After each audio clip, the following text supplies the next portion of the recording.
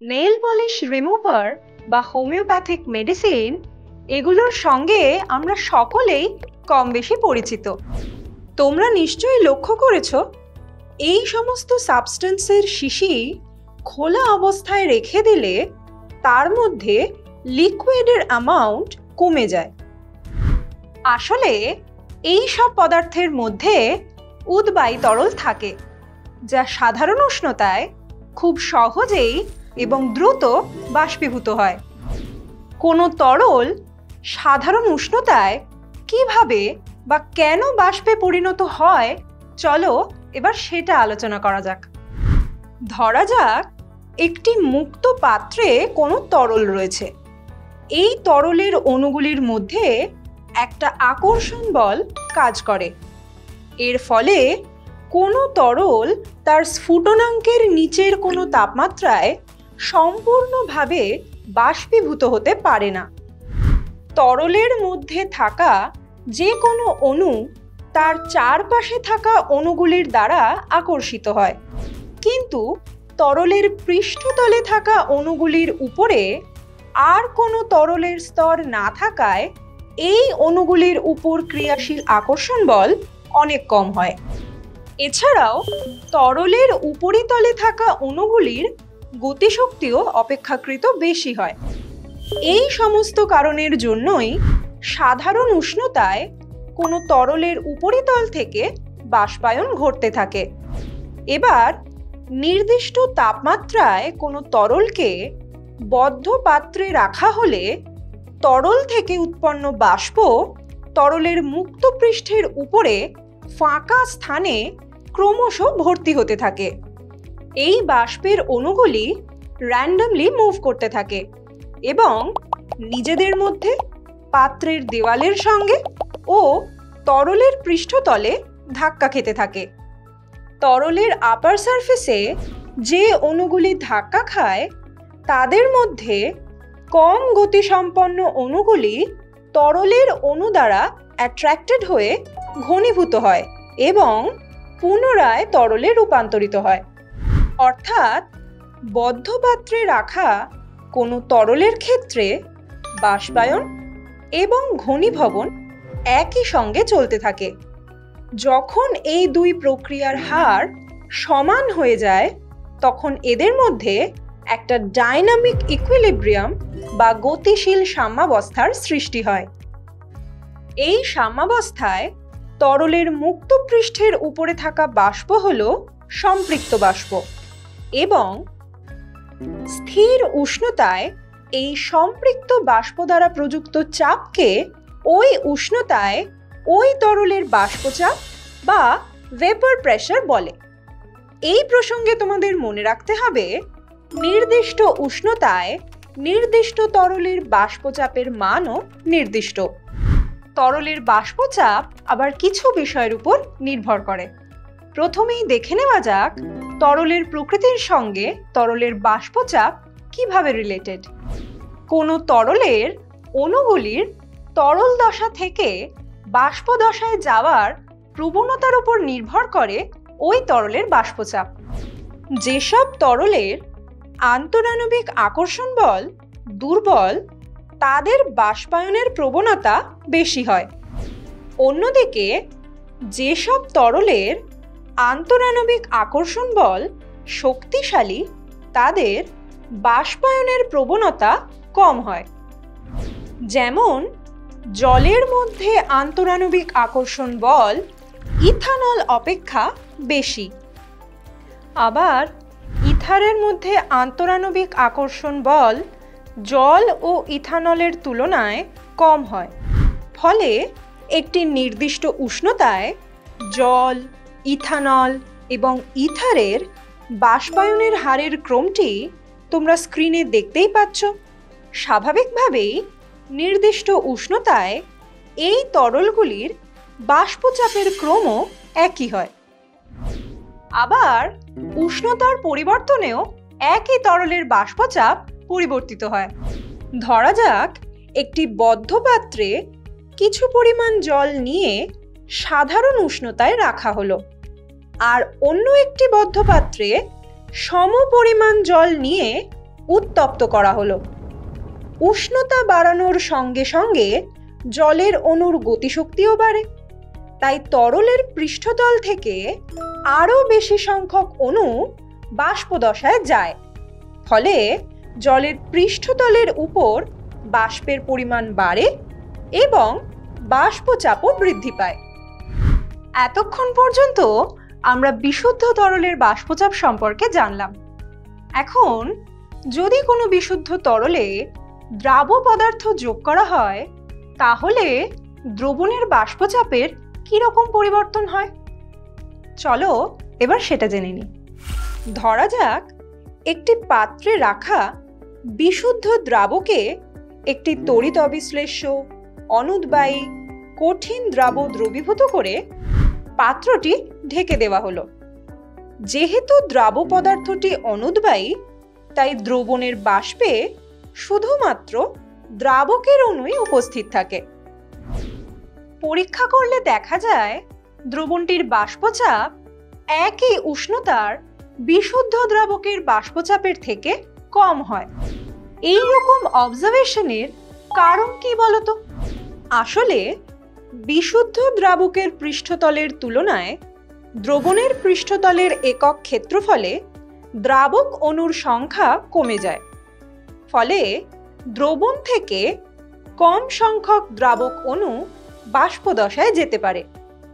অর্থাৎ দ্রবণের পৃষ্ঠতলের উপরে থাকা বাষ্পের পরিমাণ সম উষ্ণতায় বিশুদ্ধ দ্রাবকের পৃষ্ঠতলের উপরে থাকা বাষ্পের পরিমাণের তুলনায় কিছুটা কম হয়। কাজেই দ্রবণের বাষ্পচাপ একই উষ্ণতার বিশুদ্ধ দ্রাবকের তুলনায় কমে যায়। দ্রবণের বাষ্পচাপ বিষয়ে যে আলোচনা আমরা করছি তার নেক্সট টপিক হলো রাউল্ট সূত্র। 1886 খ্রিস্টাব্দে ফরাসি বিজ্ঞানী রাউল্ট দ্রবণের বাষ্পচাপ সংক্রান্ত একটি সূত্র দেন, যা রাউল্ট সূত্র নামে পরিচিত। এই সূত্র অনুযায়ী স্থির উষ্ণতায় কোনো অনুদ্বায়ী দ্রাবের দ্রবণের বাষ্পচাপ ওই উষ্ণতায় বিশুদ্ধ দ্রাবকের বাষ্পচাপ এবং দ্রবণটিতে দ্রাবকের মোল ভগ্নাংশের গুণফলের সমান হয়। চলো এবার এই সূত্রের ম্যাথমেটিক্যাল রিপ্রেজেন্টেশনটা দেখে নিই। ধরা যাক নির্দিষ্ট উষ্ণতায় একটি বিশুদ্ধ দ্রাবকের বাষ্পচাপ P0 এবং ওই দ্রাবকে কঠিন অনুদ্বায়ী দ্রাবক যোগ করায় প্রাপ্ত দ্রবণের বাষ্পচাপ P। দ্রবণে দ্রাবকের মোল ভগ্নাংশ x1 হলে রাউল্ট সূত্র অনুযায়ী P is equal to P0 into x1। এক্ষেত্রে নির্দিষ্ট উষ্ণতায় নির্দিষ্ট দ্রাবকের দ্রবণের ক্ষেত্রে P0 বা বিশুদ্ধ দ্রাবকের বাষ্পচাপ ধ্রুবক, তাই দ্রবণের বাষ্পচাপ P দ্রাবকের মোল ভগ্নাংশ x1 এর সঙ্গে সমানুপাতে পরিবর্তিত হয় এবং P ভার্সেস x1 লেখচিত্রটি হয় একটি মূল বিন্দুগামী সরলরেখা। অনুদ্বায়ী দ্রাবের দ্রবণের বাষ্পচাপ সংক্রান্ত রাউল্ট সূত্রটা তো আমরা দেখলাম। এবার যদি দ্রবণে উপস্থিত উপাদানগুলি উদ্বায়ী হয়, তাহলে দ্রবণের বাষ্পচাপের কিরকম পরিবর্তন হবে? চলো এবার সেটা দেখে নিই। ধরা যাক পুরোপুরি মিশে যায় এরকম দুটি উদ্বায়ী বিশুদ্ধ তরল A ও B কে মিশিয়ে একটি দ্রবণ বানানো হলো। তাহলে দ্রবণের পৃষ্ঠতলে A ও B উভয় তরলের অণুই উপস্থিত এবং উভয় তরলের অণুই বাষ্পীভূত হয়। ফলে A ও B উভয়ের বাষ্পের মোট চাপই দ্রবণটির বাষ্পচাপ। রাউল্ট সূত্র অনুযায়ী নির্দিষ্ট উষ্ণতায় উদ্বায়ী উপাদানসমূহের সমন্বয়ে গঠিত দ্রবণের কোনো একটি উপাদানের বাষ্পচাপ ওই উষ্ণতায় বিশুদ্ধ উপাদানের বাষ্পচাপ ও দ্রবণে ওই উপাদানের মোল ভগ্নাংশের গুণফলের সমান হয়।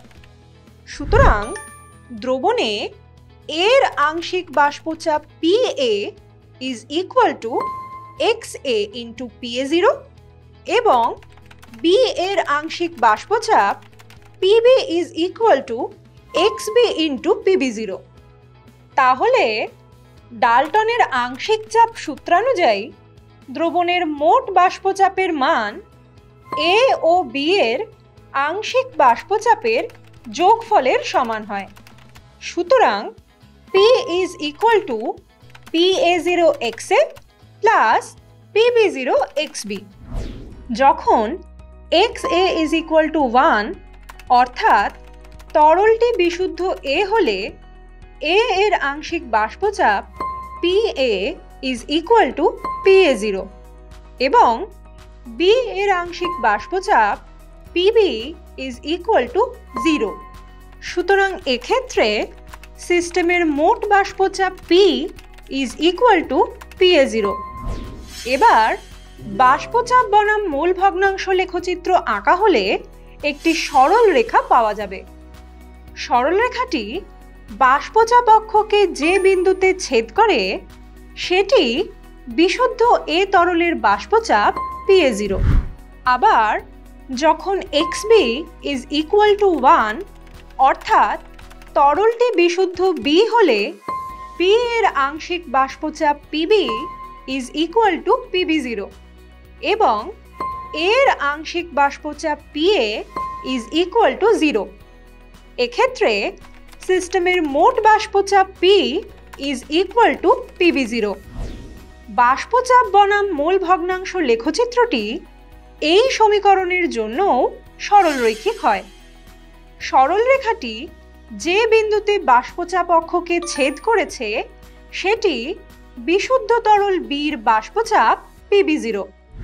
এবার যদি সিস্টেমটিতে A ও B উভয়ই উপস্থিত থাকে তাহলে দ্রবণের মোট বাষ্পচাপ P is equal two PA plus PB বা PA0 XA plus PB0 XB। যেহেতু দ্রবণে XA plus XB is equal two 1 সুতরাং XA is equal two 1 minus XB। এবার 1 নম্বর সমীকরণে X এর জায়গায় 1 মাইনাস XB মানটি সাবস্টিটিউট করলে ফাইনাল এক্সপ্রেশনটি হবে P is equal two PB0 minus PA0 into XB plus PA0। যেহেতু PA0 ও PB0 উভয়ই ধ্রুবক তাই দ্রবণের বাষ্পচাপ বনাম মোল ভগ্নাংশ লেখচিত্রটি সরলরৈখিক হবে। যে বিন্দুতে B এর মোল ভগ্নাংশ 0 সেক্ষেত্রে দ্রবণে শুধুমাত্র A থাকে তাই দ্রবণের মোট বাষ্পচাপ হয় PA0। যদি দ্রবণে A এর মোল ভগ্নাংশ কমে ও B এর মোল ভগ্নাংশ বাড়ে তাহলে দ্রবণের মোট বাষ্পচাপ লিনিয়ারলি কমে। যে বিন্দুতে B এর মোল ভগ্নাংশ 1 সেক্ষেত্রে দ্রবণের মোট বাষ্পচাপ হয় PB0 অর্থাৎ এক্ষেত্রে PA0 ও PB0 উভয় বিন্দু দিয়েই সরলরেখাটি যায়। এবার এই দ্রবণের বাষ্পে উপাদানগুলির মোল ভগ্নাংশ সম্পর্কে জেনে নেওয়া যাক। ডাল্টনের আংশিক চাপ সূত্রানুসারে দ্রবণের বাষ্পে এর মোল ভগ্নাংশ YA is equal two A এর আংশিক বাষ্পচাপ ডিভাইডেড বাই দ্রবণের মোট বাষ্পচাপ বা PA0 XA divided by PA0 XA plus PB0 XB এবং B এর মোল ভগ্নাংশ YB is equal to B এর আংশিক বাষ্পচাপ ডিভাইডেড বাই দ্রবণের মোট বাষ্পচাপ অর্থাৎ PB0 XB divided by PA0 XA plus PB0 XB। তাহলে উদ্বায়ী উপাদান দ্বারা গঠিত দ্রবণের বাষ্পচাপ সংক্রান্ত রাউল্ট সূত্র সম্পর্কে আমরা ডিটেলসে আলোচনা করলাম। এবার তোমাদের সঙ্গে একটা ইন্টারেস্টিং ইনফরমেশন শেয়ার করি। তরলে গ্যাসের দ্রাব্যতা সংক্রান্ত হেনরি সূত্র সম্পর্কিত তোমরা আগেই জেনেছ। আবার উদ্বায়ী দ্রাবের দ্রবণের বাষ্পচাপ সংক্রান্ত রাউল্ট সূত্রটাও তোমরা শিখলে। উভয় ক্ষেত্রেই দেখো P is proportional to X, শুধুমাত্র সমানুপাতিক ধ্রুবক দুটি আলাদা। যদি P0 KH এর সমান হয় তাহলেই সমীকরণ দুটি সেম হয়ে যায়। অর্থাৎ বলাই যায় যে রাউল্টের বাষ্পচাপ সংক্রান্ত সূত্র হলো হেনরির সূত্রেরই একটি বিশেষ রূপ। তাহলে দ্রবণের বাষ্পচাপ এবং সেই সংক্রান্ত রাউল্ট সূত্র সম্পর্কে তো তোমরা অনেক কিছুই জানলে, কিন্তু সব দ্রবণই কি মেনে চলে এই সূত্র? এই প্রশ্নের উত্তরটা খোঁজার চেষ্টা করো তো।